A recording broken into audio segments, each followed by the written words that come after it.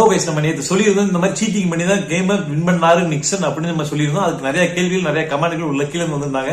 இந்த மாதிரி ஏன் நெகட்டிவா பாக்குறீங்க, பாசிட்டிவாவே பாக்கலாமே, பாசிட்டிவா பாத்தீங்கன்னா உங்களுக்கு எல்லாமே பாசிட்டிவா தான் தெரியும் அந்த மாதிரி சொல்லியிருந்தாங்க. இன்னொரு வீடியோ சோசியல் மீடியா பாத்தீங்கன்னா ஒரு சிலர் சப்போர்ட்டே பண்ணியிருந்தாங்க. இந்த மாதிரி கேம் கரெக்டா தான் விளையாடுறாங்க, கரெக்டா தான் இருந்துச்சு, நான் லைவ்ல பாத்துட்டு இருந்தேன் அப்படின்னு சொல்லி அவங்க சொன்னாங்க.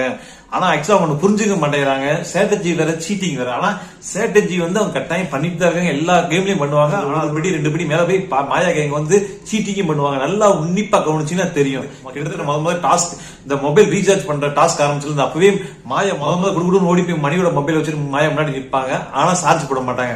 வரவன் போறவங்களும் வழி விட்டுட்டு கடைசியா மணி தான் அவுட்னு சொல்லி மணி அவுட் பண்றதுக்காண்டி பண்ண முதல் ஸ்ட்ராட்டஜி தான் அது நான் நினைக்கிறேன்.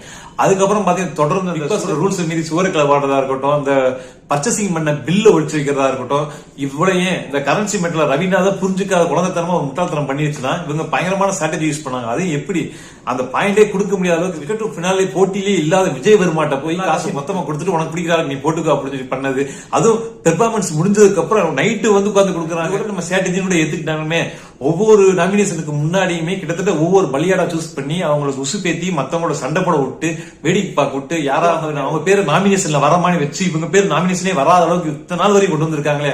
அது என்ன அதுக்கு பேரு. அப்புறம் அந்த ஸ்டார் மெட்ல மணியை ஓவர்டேக் பண்ணோம்னா விஷ்ணுக்கு நிறைய ஸ்டார் கொடுக்கணும், நம்ம அர்ச்சனாக்கு கூட 2-3 துரோகம் பண்ற மாதிரி எல்லா ஸ்டாரையும் தூக்கி நம்ம விஷ்ணுட்ட கொடுத்தது. இந்த மாதிரி பல ஸ்ட்ராட்டஜிகள் பண்ணி தான் இந்த நிலைமைக்கு வந்திருக்காங்க. அப்புறம் விஜய் வர்மாவை பத்தி ஏன் நீங்க பாசிட்டிவா திங்க் பண்ண பத்தி ஏன் நெகட்டிவா சொல்றீங்க அப்படின்னு 2-3 பேர் கமெண்ட் பண்ணியிருந்தாங்க. ஆக்சுவலா ஃபர்ஸ்ட் வைல்ட் கார்டு என்ட்ரியா வந்து விஜய் வர்மாவோட எனக்கு பிடிக்காத அளவுக்கு. ஆனா இப்ப வந்து விஜய் வர்மா ரொம்ப பிடிச்சிருச்சு. அவர் கேம் பிளே நல்லா இருந்துச்சு.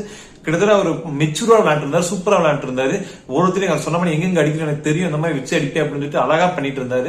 நல்லா இருந்துச்சு. நானும் பயங்கரமா இருந்துச்சு முன்னாடி வரையும். அதுக்கப்புறம் டிக்கெட் டு ஃபைனல் டாஸ்க் வந்து ரொம்ப சீரியஸான டாஸ்க், எல்லாத்துக்குமே தெரியும். அதுல வந்து ஓப்பனாவே டைரக்டா அவரை வந்து நிக்சனை காப்பாத்துற மாதிரி தெரிஞ்சு. ஏன்னா விஜய் வர்மா எவ்வளவு பெரிய டான்சர், கொஞ்சம் கூட ரிஸ்க் எடுக்காம நிக்சனை ஜெயிக்க விட்டாரு டான்ஸ் மாரத்தான்ல. நிக்சனோட அப்பாவோட வந்து விஜய் வர்மா கழுவி ஊத்திட்டு போனாரு, அதோட பொருட்படுத்தல நம்ம விஜய் வர்மா. ஆனா அவர் நினைச்சதுதான் நிக்சனை மோட்டிவேட் பண்ணணும்னு அந்த இடத்துல இன்னும் டான்ஸ் ஆடி நம்ம அர்ச்சனா மணியே ஒரு பாயிண்ட் எடுத்து வின் பண்ணி நம்ம மாயா கையிலயோ நிக்சன் கையிலயோ கொடுத்துருக்கலாம், அப்படி மோட்டிவேட் பண்ணிருக்கலாம். ஆனா அங்கேயே அவர் சீட்டிங் பண்ண ஆரம்பிச்சிட்டாரு.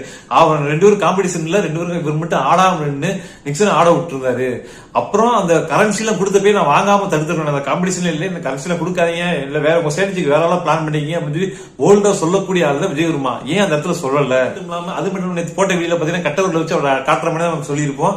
கிட்டத்தட்ட இதுல என்ன டீப்பா கேட்டீங்கன்னா நம்ம லைவ்ல ஒரு சில பேர் ஆடியோவே எடுத்து போட்டிருக்காங்க. இதை பாருடா அப்படின்னு சொல்லி விஜய் வர்மா வாயால சொல்ற மாதிரி அந்த ஆடியோவே இருக்கு. ஆக்சுவலா அதுக்கான விஜய் வர்மா கெட்டவன்னு சொல்லல, ஆனா அவர் தெரியாம கூட பண்ணிடலாம். ஆனா தெரியாம பண்ணாலும் அது தப்பு தான். இருந்து பாக்குற நம்மளுக்கு தப்பா தான் தெரியுது. மத்தபடி விஜய் வர்மா கேரட் ரோஸ்ட்லாம் சொல்லி சைல்ட்ஹுட்டா கூட பண்ணிடலாம்.